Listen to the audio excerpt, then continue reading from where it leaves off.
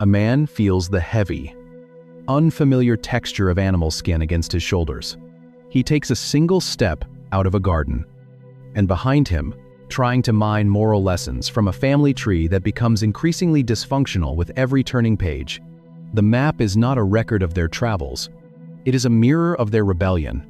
Genesis is establishing a relentless, fractal rhythm. The blueprint repeats over and over again. Eden, Nod, Babel, Sodom. Every tragic story in the ancient text is just a different variation of the same eastward march into the chaotic wasteland. The geography locks you into the theology. To sin is to go east. To rebel is to go east. To be exiled is to go east. But if the entire human race is marching east into the desert, how does anyone ever get back?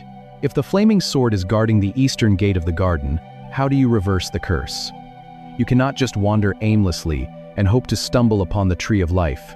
You have to walk a very specific direction. You have to step into an architecture designed to reverse the exile. But God does not leave humanity to wander the wasteland forever. He designs a schematic to reverse the march. In the book of Exodus, the narrative halts. The action stops entirely. Suddenly, there are dozens of chapters detailing precise measurements, specific thread colors, and exact weights of bronze and silver. Most modern readers skip these sections. They read like ancient zoning laws. But if you look closer at the physical geography of these stories, at the literal direction these people are facing, or a contractor's supply list. But these blueprints are not arbitrary instructions for a desert tent. Picture the finished structure sitting on the burning sand of the Sinai Peninsula, a heavy enclosure made of woven hair and animal skins. The overwhelming smell of roasting meat from the bronze altar mixed with the sharp, sweet smoke of burning frankincense. Inside the dimly lit tent, a massive golden lampstand is forged to look like an almond tree, complete with branches, buds, and flowers. And separating the inner rooms is a thick, heavy veil woven with the terrifying images of cherubim. It is a replica. The tabernacle is a placed, portably Eden. But the most critical detail in the entire architectural plan is the orientation. God commands Moses that the single entrance to the tabernacle courtyard must face exactly one direction. It must face east. When an ancient Israelite brings an offering, they have to turn their back to the sunrise. When the priest takes the offering and walks into the sacred precinct, he is leaving the KEDEM behind. He moves past the bronze altar. He washes the blood from his hands at the rabble. Bronze basin, he steps into the holy place, walking past the stylized tree of life.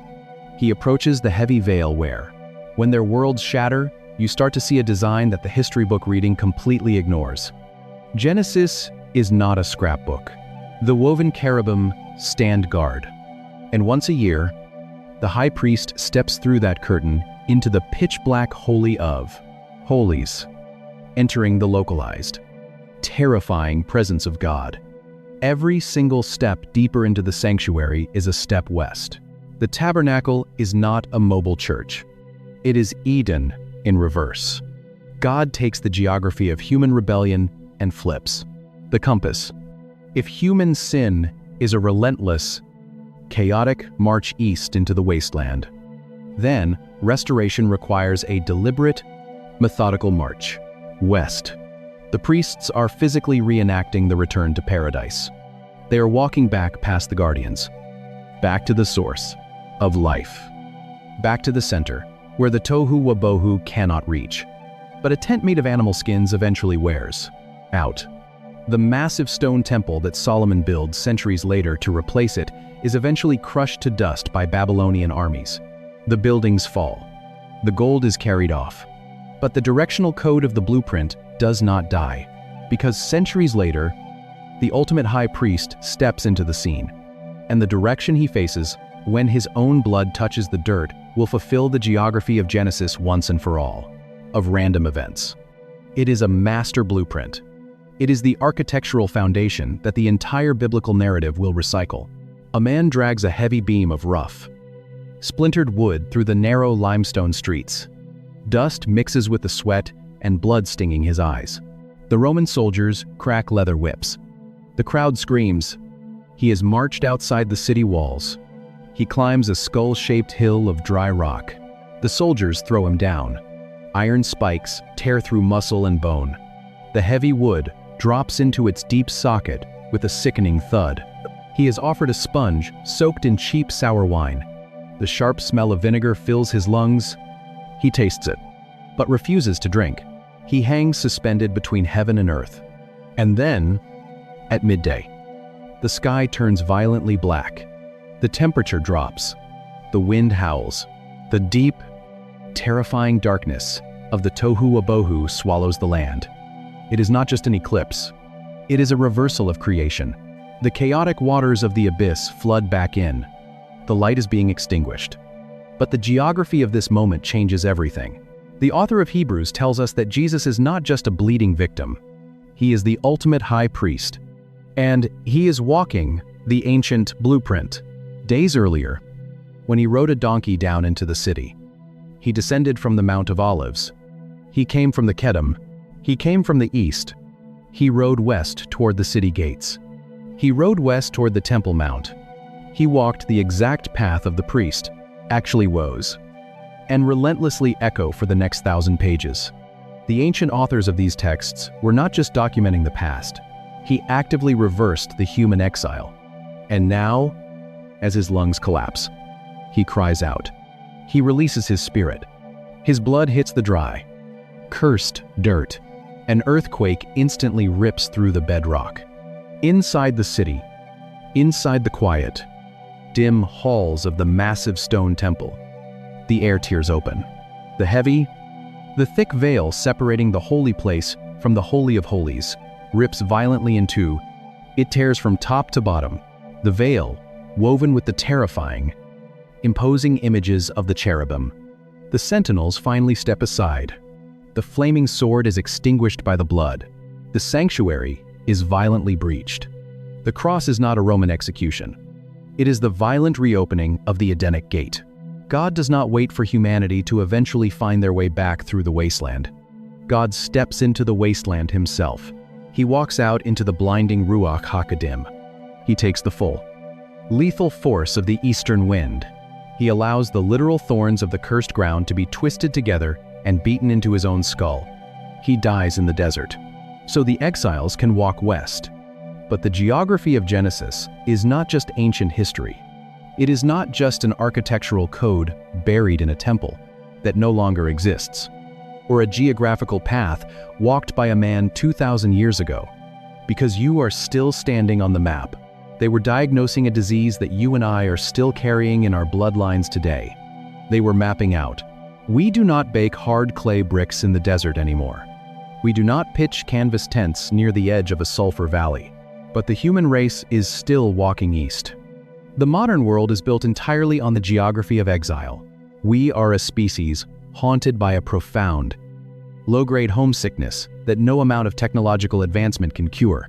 You see it in the frantic hum of a crowded highway at dawn. You feel it in the exhausting, relentless pursuit of the next promotion, the next relationship, the next numb distraction glowing in the blue light of a screen at midnight. We are constantly trying to manufacture our own security, our own meaning, our own private oases. We try to build Eden out of concrete and code. We try to lock the gates with heavy iron and digital passwords, but the soil always fractures. The artificial gardens always fail. This deep, internal restlessness is not a psychological defect.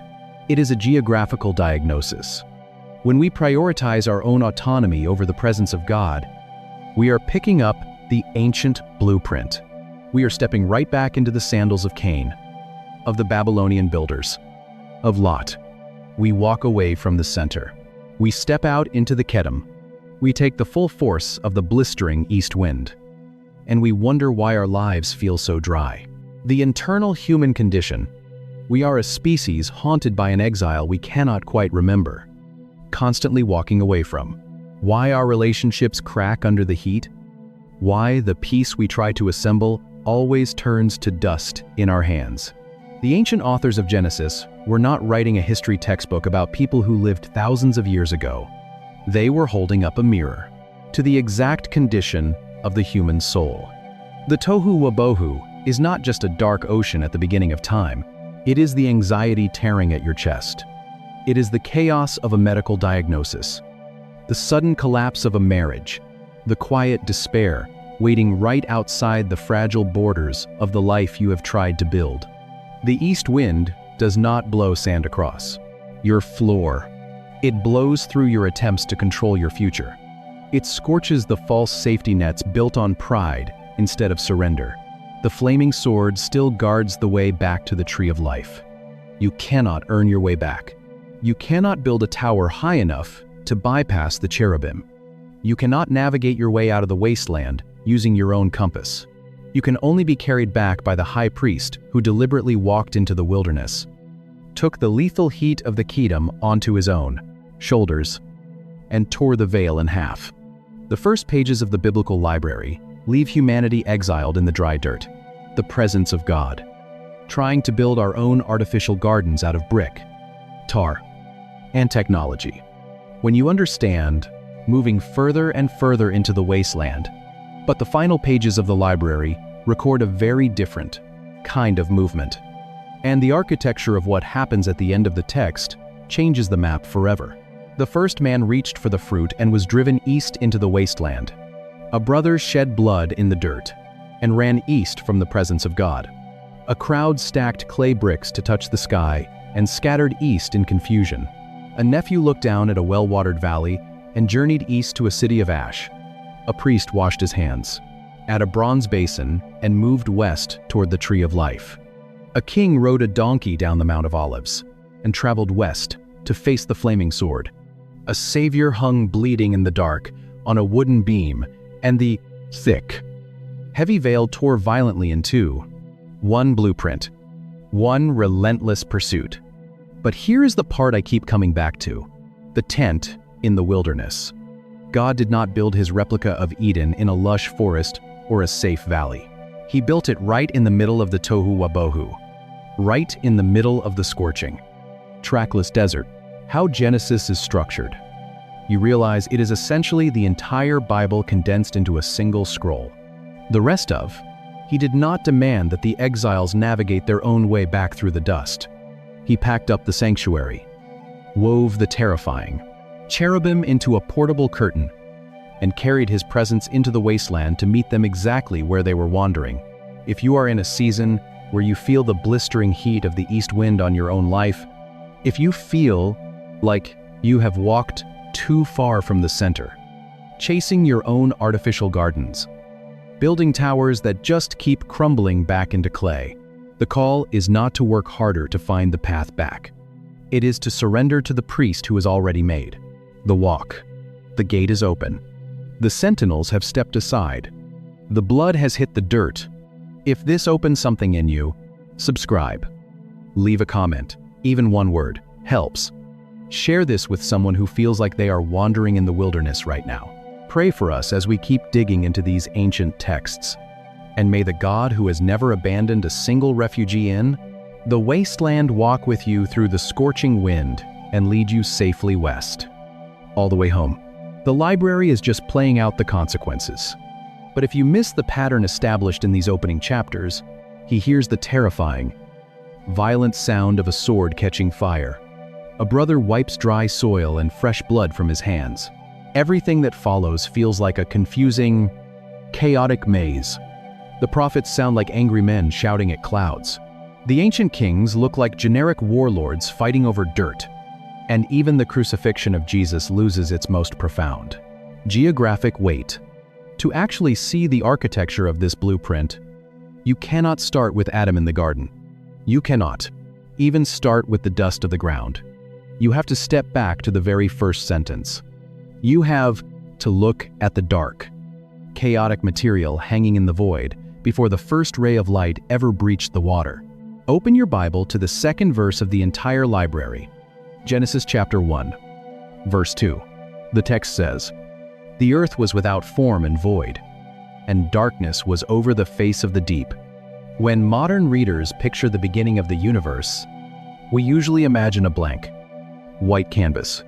We picture empty, quiet space, waiting for stars to be hung. But the ancient Hebrew mind did not picture an empty room. They pictured a terrifying, pitch black, churning ocean.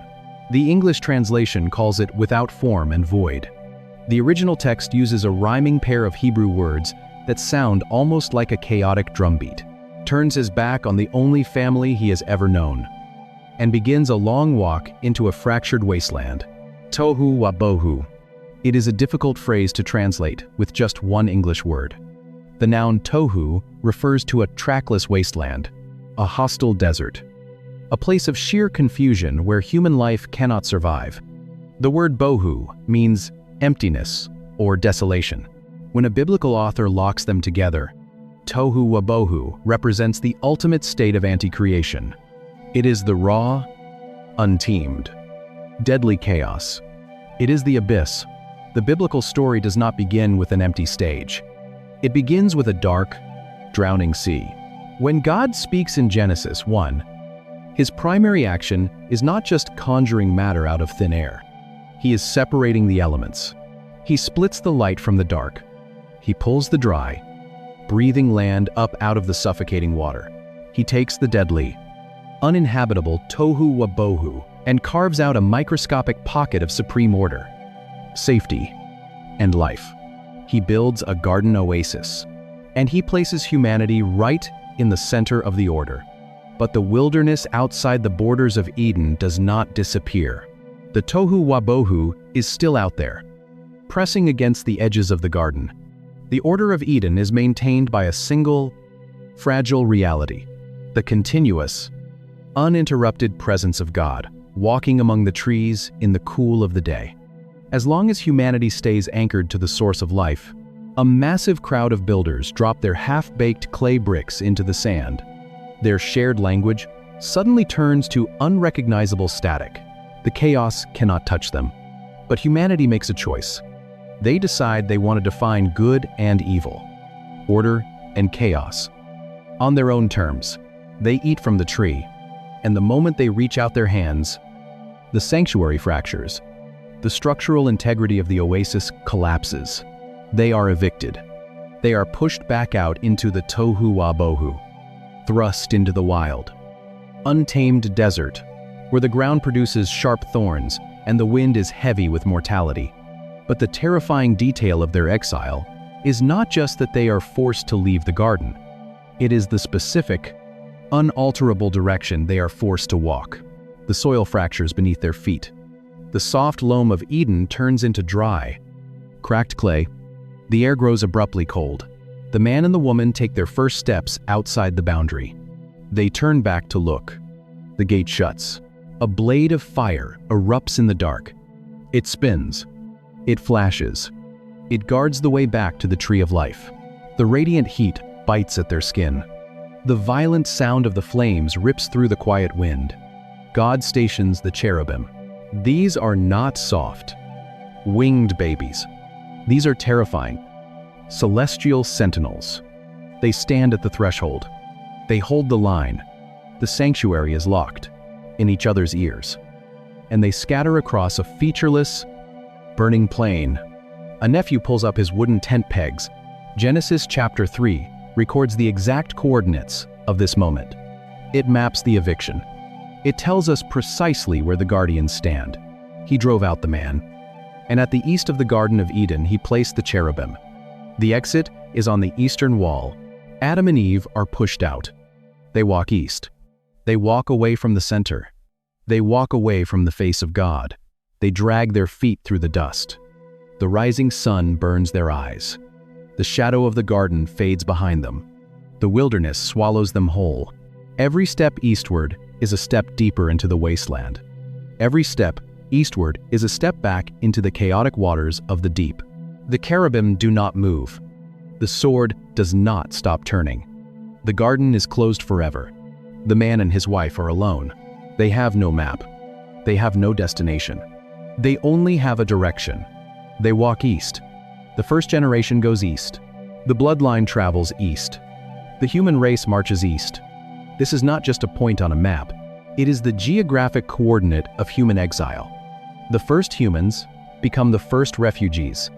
They settle in an unnamed territory. They try to scratch a living out of the cursed ground. Their hands bleed. Their muscles ache. The earth fights back, looks down into a well-watered valley that looks suspiciously like paradise, and leaves his uncle standing alone on the high ground. And the direction of their departure is burned into the memory of their children. The pattern begins right here. The blueprint is laid down in the dirt. To leave the presence of God means to move east. To move east means to embrace the chaos. It means losing your place.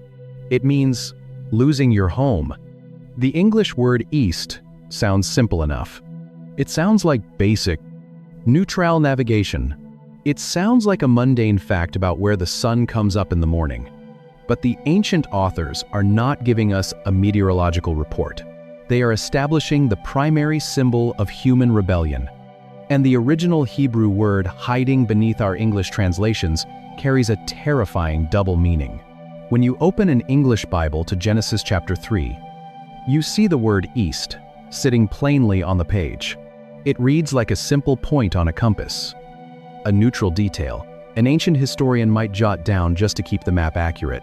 But the word hiding beneath the English ink is the Hebrew noun KEDEM. It appears hundreds of times in the Old Testament, and its range of meaning is deeply unsettling. As a geographical term, KEDEM simply means the east, the direction of the rising sun, the frontward horizon, where the morning light breaks over the dry, rocky mountains.